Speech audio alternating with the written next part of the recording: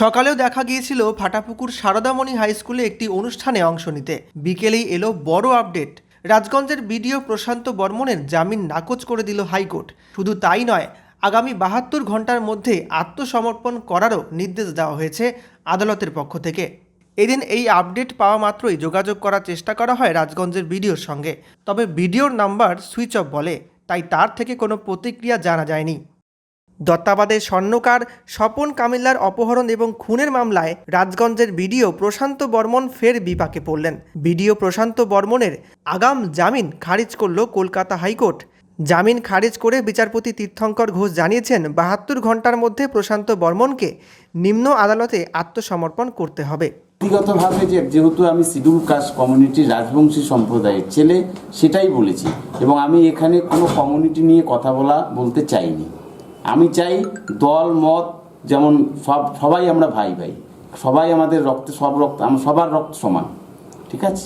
গতকাল মুখ্যমন্ত্রীর একটি ভার্চুয়াল প্রোগ্রাম হয়েছিল জলপাইগুড়ি জেলা পরিষদ অফিসে, সেখানে আপনাকে দেখা যায়নি। সেটা নিয়েও প্রশাসনের মিটিং আপনি আপনাদেরকে বলে কি আমার ছুটি নিতে হবে? হ্যাঁ, এইসব কথা আপনারা ঊর্ধ্বতন কর্তৃপক্ষের কথা আপনারা এখানে জড়াচ্ছেন কেন? আমি কালকে ছুটিতে ছিলাম, ঠিক আছে, সেটা আমি ছুটিতে ছিলাম। আচ্ছা, এই যে এত বাড়িঘর এত সম্পত্তির কথা বলা হচ্ছে, আজকে অভিযোগ করলেন বিজেপির যারা এসেছিলেন, এগুলোর বিষয় কি? দেখুন, এটা সম্পূর্ণ মিথ্যা এবং গুজব। তারা নিজেদের টিআরপি বাড়ানোর জন্য বলছে, নিজেদের টিআরপি। প্রশান্ত বর্মনের নামে যারা চক্রান্ত করছে, ষড়যন্ত্র করছে, আজকে তারা আসছে, আস্তে আস্তে এভাবে সামনে সবাই আসবে। আরেকটা অভিযোগ করা হয়েছে আজকে, যে আপনি রাতের অন্ধকারে বিডিও অফিসে আসেন এবং দীর্ঘক্ষণ রাতে থাকেন। শুনুন, আপনাদের কি বলবো, ভিডিও হচ্ছে 24 আওয়ার্স ডিউটি থাকে। যেমন আমরা সকাল 10টায় ঢুকি, সারাক্ষণ, মানে কি আমাদের কাজের কোনো শেষ নেই। এই রাতের অন্ধকারে আসে, এটা তো একটা ভুল কথা। আপনার তো সংবাদ মাধ্যম জানা উচিত। এখন এসআইআর চলছে, ইলেকশন পিরিয়ডে রাতের অন্ধকার নয়, ইলেকশন পিরিয়ডে আমাদের ঘুম কেড়ে চলে যাবে, ঘুমাতে পারবো না। এরকম ডেভেলপমেন্টের কাজে নাগরিকদের পরিষেবা দিতে গিয়ে রাতের অন্ধকার শুধু হয় না, আমাদের 24 আওয়ার্স ডিউটি থাকে ব্লক ডেভেলপমেন্ট অফিসারের। শনিবার রোববারও আমাদেরকে এসে কাজ করতে হয় ছুটির দিনে। সেটা সংবাদ মাধ্যমে সাংবাদিক ভাইরা বন্ধুরা জানা উচিত।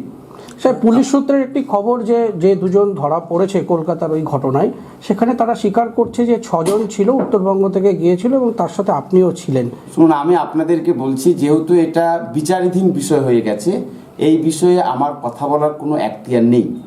এবং আপনাদেরকে এটাই বলতে চাচ্ছি যে আপনারা সংবাদ মাধ্যম অনেকেই ভালো কাজ করছেন, ভালো আছেন, সকলকেই শ্রদ্ধা জানাই, কিন্তু বিচারকের ভূমিকাটা আপনারাও পালন করবেন না, এটা আপনাদের কাছে আমার অনুরোধ থাকলো। এই বিদ্যালয় প্রাঙ্গণ মুখরিত হয়ে উঠুক